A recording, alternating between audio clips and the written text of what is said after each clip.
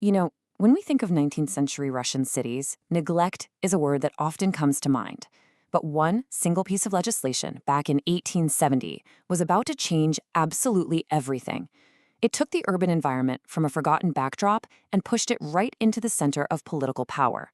So let's dig into how that happened. Yeah, that quote really paints a grim picture, doesn't it? Before the 1870s, the urban environment in Imperial Russia wasn't just unpleasant. We're talking about deadly conditions. It was this massive, widespread sanitary crisis that ultimately forced a complete change in how people even defined city governments. So, to really get why this reform was such a big deal, you have to picture what things were like before. I mean, try to imagine this. The river that provides your drinking water is also the main sewer for the entire city's human and industrial waste. And this wasn't some rare exception. It was the grim reality for so many. Okay, so you might think there were no laws at all, but that's not quite right.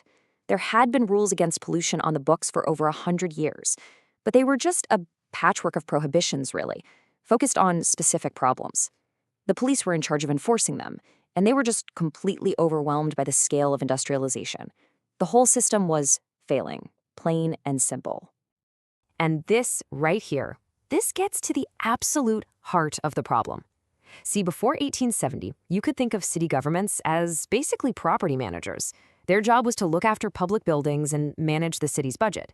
But things like public health, the quality of your water, the air you breathe, nope, not their job. The natural world was just outside their legal bubble. And that's what makes the city government reform of 1870 such a massive turning point. This is the moment when the natural environment gets dragged officially into the world of urban policy. And here it is, the actual document, the Gordovo-Pologier, or the City Statute of 1870. Look, this wasn't just some minor update. It was a fundamental rewriting of what a city government was even for. The focus completely shifted from just managing buildings and money to actually managing the well-being of the people. So the core argument here, which comes from the work of A.B. Agafonova, is that this 1870 reform was the catalyst. It's what turned the environment from something that just was into an actual object of policy. The problem was no longer seen as a bunch of separate legal violations, but as a systemic issue that needed active political management. Okay, so what did this reform actually do? How did it shake up the powers and responsibilities of the city folks in charge? Let's get into the nitty-gritty. Well, the biggest change can be boiled down to this: a shift away from a passive, don't do that system of rules to a much more active, hands-on style of management.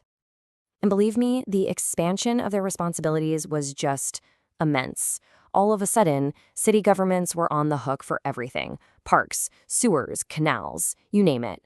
But the real game changer, the most important part, was that for the very first time, they had an explicit mandate to protect public health.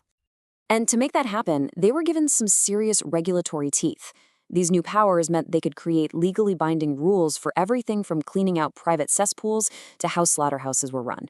They could even step in and regulate streams on private land and issue rules about, and I'm quoting here, precautionary measures against the spoilage of water. This was a radical expansion of state power. And that right there, that's the huge philosophical leap. This reform basically laid down a new principle.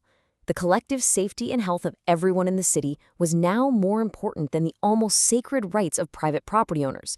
Basically, your right to do what you want with your land stopped where your neighbor's health was at risk. Now, this new way of thinking wasn't just a flash in the pan. The 1870 reform really kicked off a whole evolution in policy. And you can see that evolution very clearly in the next big law that came along, the Statute of 1892, which basically doubled down on this new approach. One of the most interesting things about the 1892 statute is how it introduced new language. The term sanitary measures, sanitarnie meropриятия, was now officially part of the legal vocabulary, and by giving it a name, it formalized the city's role. It turned a bunch of new duties into a real, recognized field of governance, all aimed at improving the city in a sanitary respect. So, okay, the reform built this whole new foundation for urban environmental governance. But, and this is a big but, we have to be clear that this foundation had some pretty serious cracks in it from the very beginning. All right, so let's just quickly recap the main takeaways.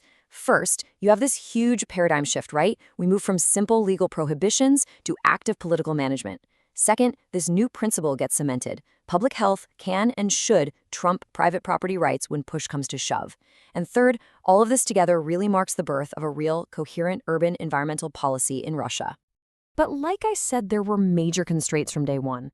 For one, cities were given all these massive new responsibilities, but they weren't given the power to actually fund them. They couldn't introduce new taxes. On top of that, the autocratic state was not about to just let go of the reins. The 1892 statute actually tightened the governor's control over what cities to do, which really choked off a lot of local autonomy.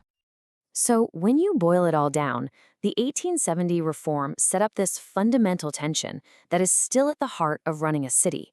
How do you balance the rights and interests of individuals with the health and safety of the entire community? Which leads to a final thought. How different, really, are the challenges we face today in managing our own cities?